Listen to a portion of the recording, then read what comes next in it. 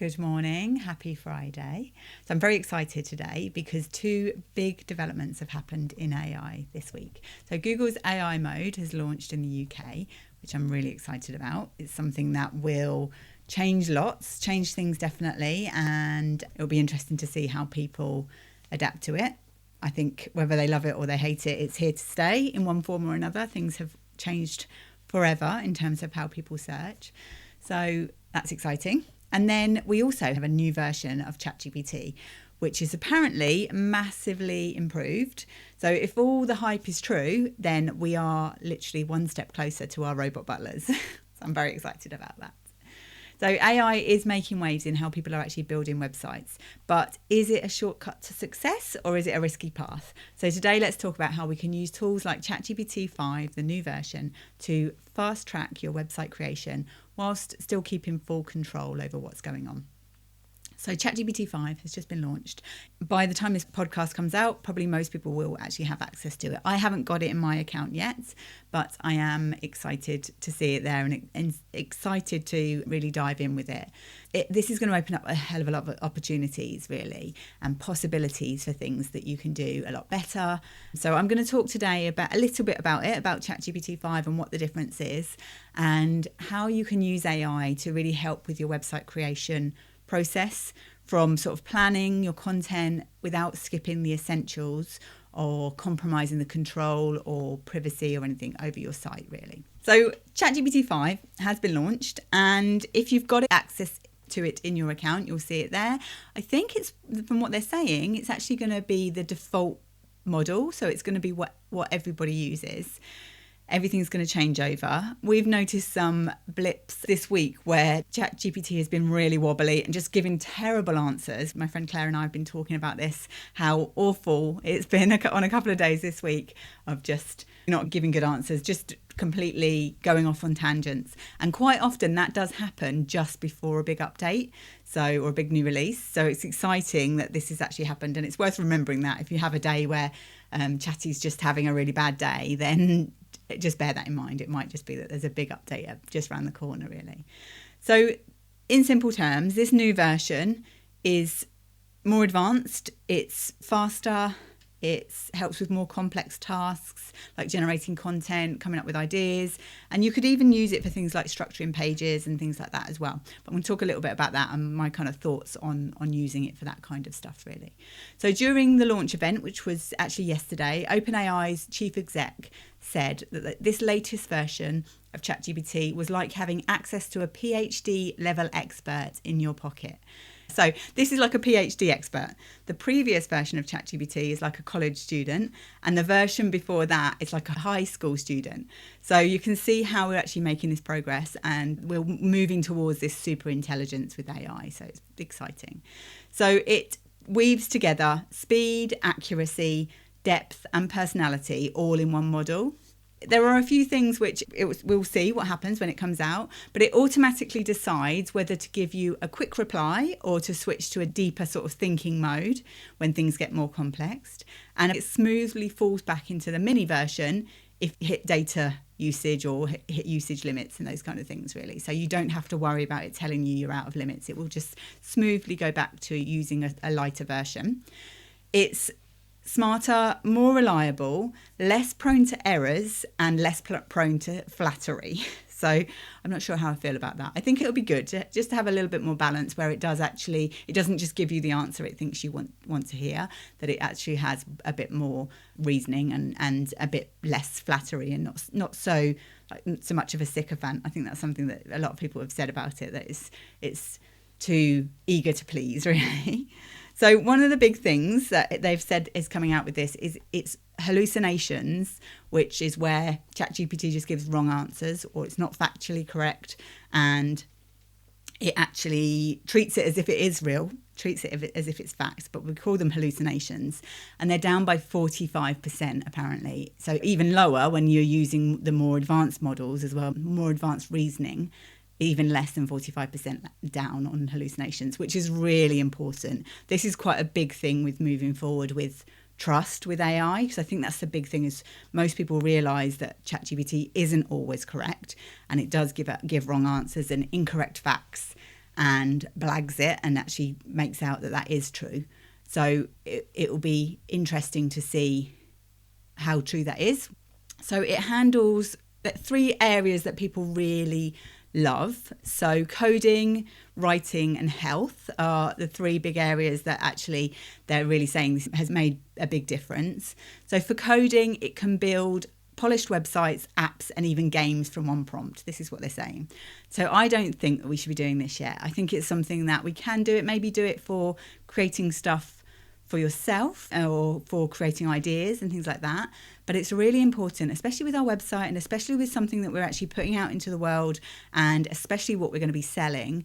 It's really important that we keep control over that. We make sure that it's built with privacy and security and built on a platform that we can trust. The problem with just relying on AI to, for example, create your website, just fully code it itself, is you don't know what's going on in the background, which you don't always know with a website platform. But that's why choosing a platform that's reputable, choosing one that's been around for a long time and that you know is not going to be doing harm, then I think that's really important. Especially this is your business. This is something that could be critical to you actually making money. So I think it's really important to consider that rather than just thinking, oh, I'm just going to get a website that is completely written by AI and then, you know, not knowing what the consequences of that could be, really. So we're going to have more control over personality, which is interesting. I feel like my ChatGPT the personality is kind of quite level, really. I know we can use prompts and sort of train our chats to respond to us in a certain way, but apparently we're going to have this built in, so we'll be able to choose from a cynic or a geek or a listener personality, so somebody who's really deeply listening, or a robot.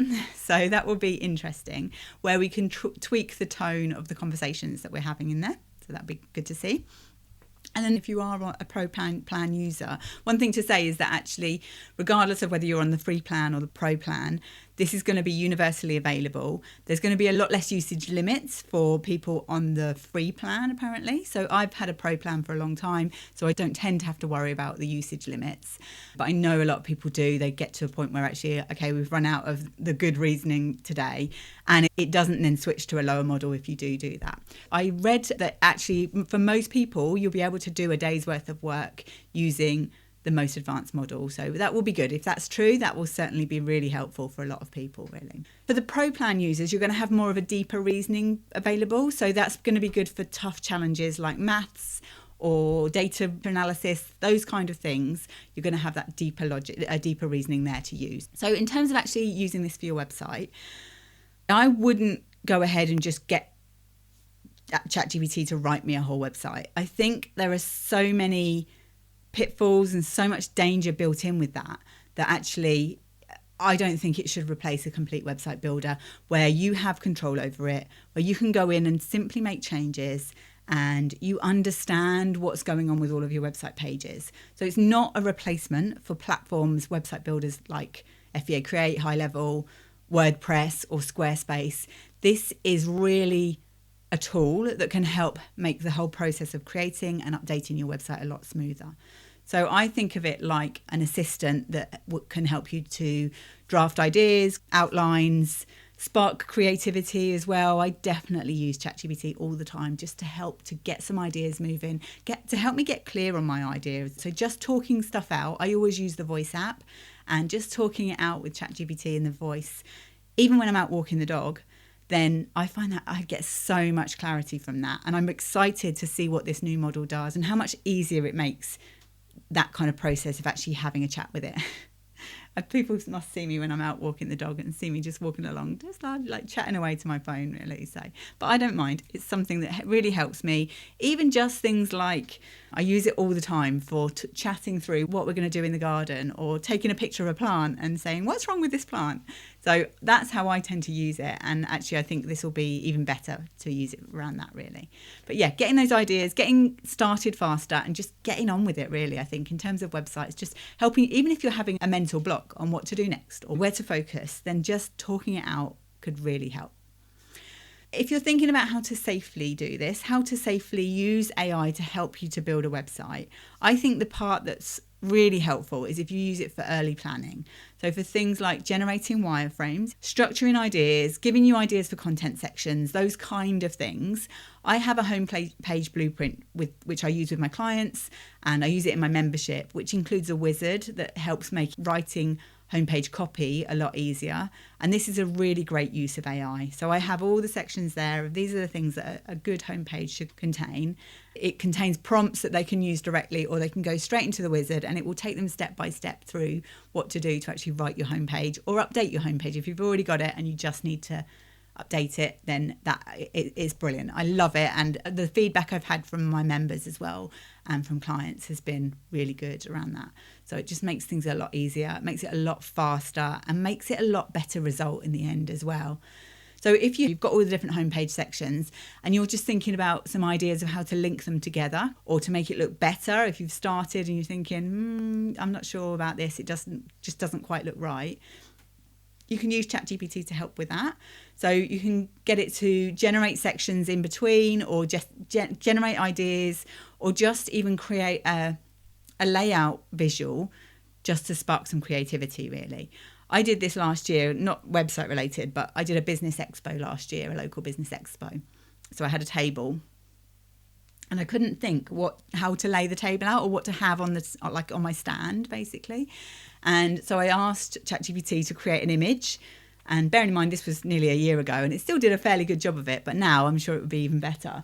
But it created an image of what I could have on the table. And even just that, just having that visual there, of like, oh yeah, I didn't think about that. I could do that, and it had some different height boxes and things like that, and it massively helped me just get through that mental block of I don't know what to do. So that's the kind of thing that I use it for, really, on a daily basis to really help. So you can use it as well to create clear messaging as well. So this month in the Growth Club, we've just started really focusing on getting clear on our messaging, and we're using AI to help to really dive deeper into that. And I'm excited to see how this new model speeds that up for my members as well, and just helps them get clearer faster, just making sure that we're really clear on the problems that we solve for people, how we help them, what's unique about our business, all of those things. It's not always easy to actually gather that information and to even get that information out of our own brains. So this all helps with that process there. So that's really exciting. There's lots of SEO things as well that ChatGPT could really help with. So even things like writing your page titles, writing your meta descriptions, suggesting potential target phrases for each page of your website, suggesting ideas around your core topics and the specific things that you should be talking about.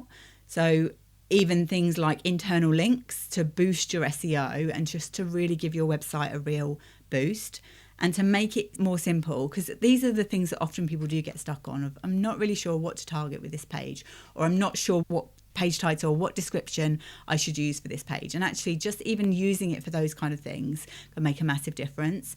And one of the things that they're saying about this is it's going to remember things better as well. And that would be really good if it can remember back further than the last couple of prompts, which is where even with long chats that I've had going, sometimes it remembers things and sometimes it does a really good job of recalling information. And then other times it will only remember things from literally the last answer, and that can be frustrating. So hopefully this new model will help with that. And then it may then understand more about your whole website and what you're actually trying to achieve and how it all links together. Yeah, that can make a big difference. Something that I hadn't really thought about, but I've tried before having like a podcast database in ChatGPT and getting it to understand all of my episodes, having the transcript of all the episodes in there. And it could never quite get more than like the last 10 episodes or something like that. So actually it'll be interesting to see whether the advanced reasoning can actually use that better, so that it can help me to understand any gaps in my content, or understand more where I could go back in and link to other episodes, or create podcast playlists with categories of podcasts that are all related. And that's ways that I can then link that content together on my website that hopefully then keeps people there for longer and helps them to explore more of your content as well. So it'll be interesting to see how that works. That's definitely something I'm excited to try as well.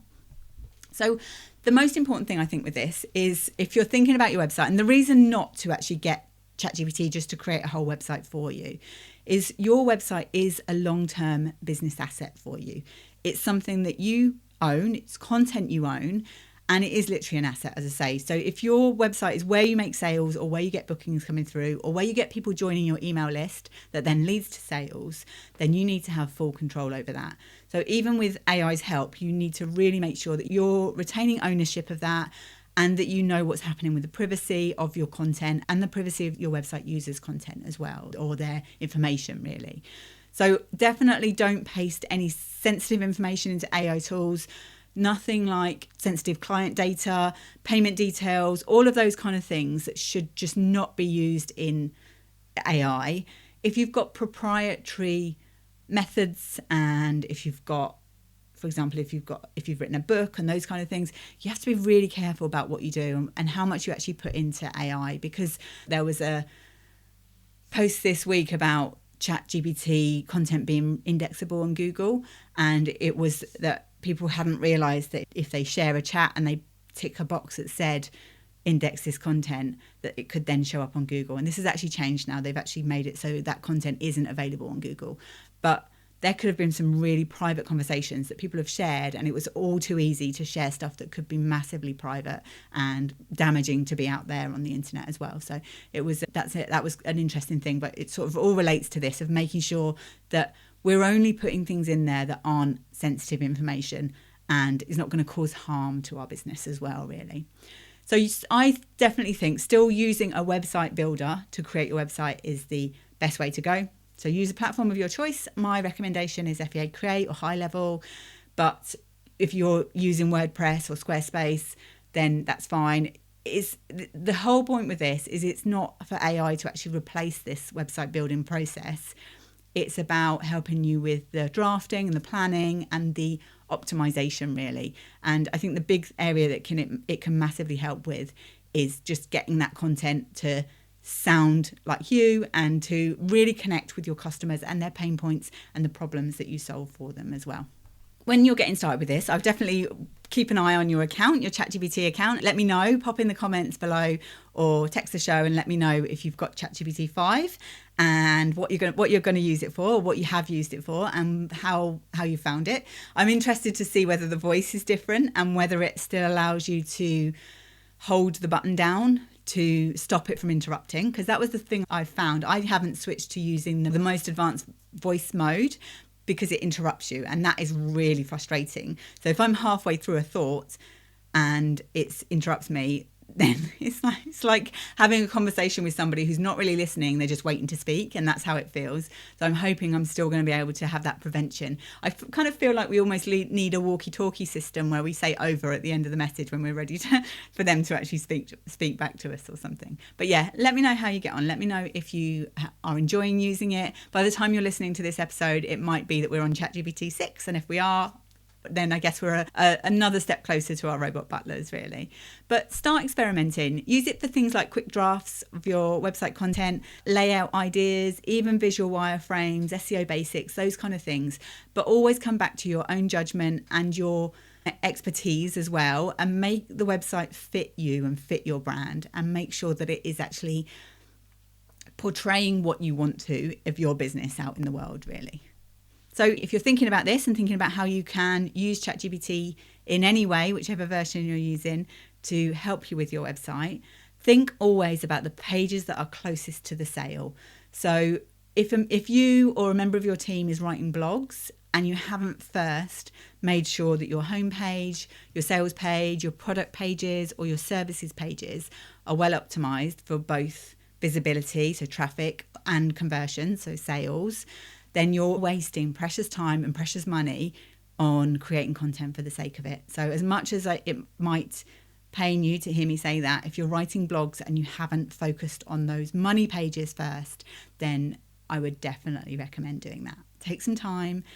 If you need some help with this, and if you need some guidance on the process, or if you're feeling stuck, then I would love to support you. So let's hop on a discovery call or join the Website Growth Club, and I can really help you moving forward this and getting some clarity and confidence with your website as well. So visit the websitesuccesshub.com to book a call, and let's get your website working for your business. So I hope that's been helpful. Have a lovely weekend. I am definitely swimming, definitely getting out in the garden this weekend as well because it's beautiful. And I hope you have a good one. So see you soon. Bye.